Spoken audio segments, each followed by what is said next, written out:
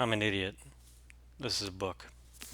Um, so last review, I reviewed Dark Matter by Blake Crouch, which was a heady mindfuck of a book that was over the top ridiculous, multiple different timelines of multiple different realities. It was just a complete mindfuck. So that being said, I decided after reading that mindfuck that I would introduce myself to um, a mindfuck known as the Wayward Pines trilogy, which was made into a really shitty Fox TV show starring everybody's favorite that guy, Matt Dillon. Um, this is the book that show is based on, which is, let's just say, way better than that piece of garbage, which was produced by M. Night Shyamalan, the genius who brought you such great movies as The Happening, where Mark Wahlberg talks to trees, The Village, where Joaquin Phoenix dresses up as a monster and scares Amish people, and where Paul Giamatti meets a guy who only works at his right arm in Lady in the Water. That guy. Um, but this book is great. It's a great way to start off a trilogy, but I do have my problems. So um, let me just start by saying this book is exciting. It introduces this great mystery.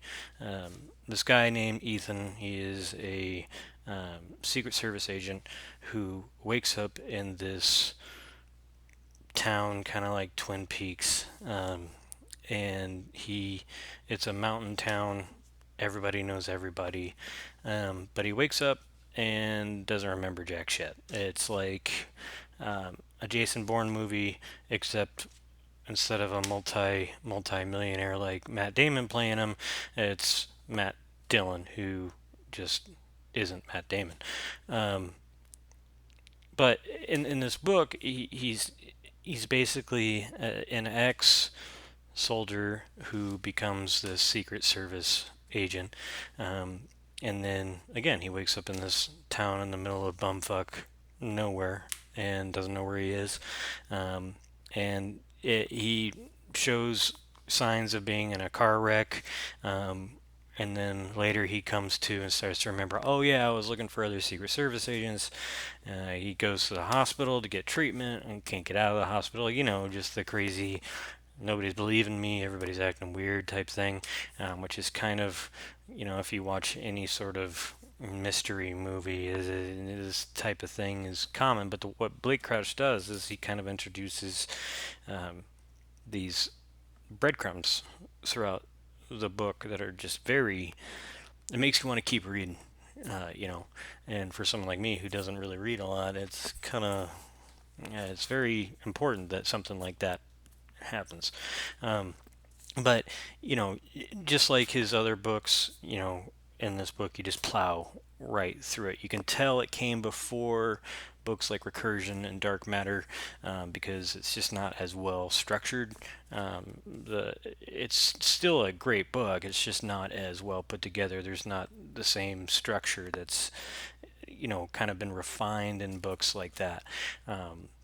There are erroneous threads and just some weird action scenes where the geography doesn't match what's going on. You'd have to read it to understand what I'm talking about, but when he gets chased by these wolf things that aren't wolves, it's just strange. You can't really put it together. But that being said, the book, which is the beginning of a trilogy, which is my biggest complaint about the book, um, wraps up completely. It's a very self-contained story. I found myself at the end of this book loving the book, which is not a problem. But I don't know where they're going to go from here, which is very strange. I've never read the book.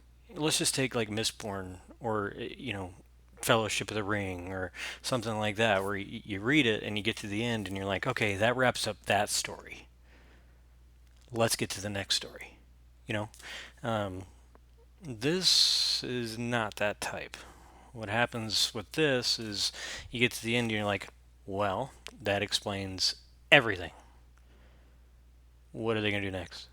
I don't, I don't, I don't get it. So it's very, very strange. It's like making a sequel to, I, I don't even know, Castaway. He gets lost again. I, I don't know, but this book is great. If you like being confused and misled and guessing where it's going to go and then being completely wrong and then loving where it goes and then confused and that sort of circle, you're going to love this. It's a fun, light piece of reading. The action scenes are fun, except for the geography thing I kind of talked about earlier, where you don't really know what the fuck's going on. But other than that, it's fucking great. Um, so I did want to give you an update on me. Can I do that? It, yeah, I think I'm gonna do it. So, this is my third video. I'm bored today. I did laundry. I went to the DMV. Had a conference call, and now I'm doing this. So but I'm kind of trying to do this to keep myself busy and my mind off other things. If you know who I am, you know that this is kind of my new hobby that's keeping me busy to keep me away from bad things. Um, so what can I say? I'm not doing any of this scripted. It's all off the cuff. As you can tell by the poor structure, I'm not getting all the names in all these books right. I've read more than 20 books in a month. Shoot me if you don't like me not remembering everything. But I do want to share what I'm reading. I think that BookTube is a great thing. It helped me, so hopefully it can help somebody else. I spent my whole life struggling with addiction and things like that. I'm really happy that I've come across something like this, and I just kind of wanted to describe how this helps me, if I can. Um, this is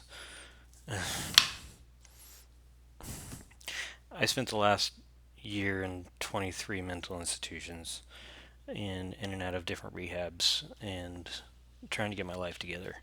Um, and I kind of did at the end of it, sort of.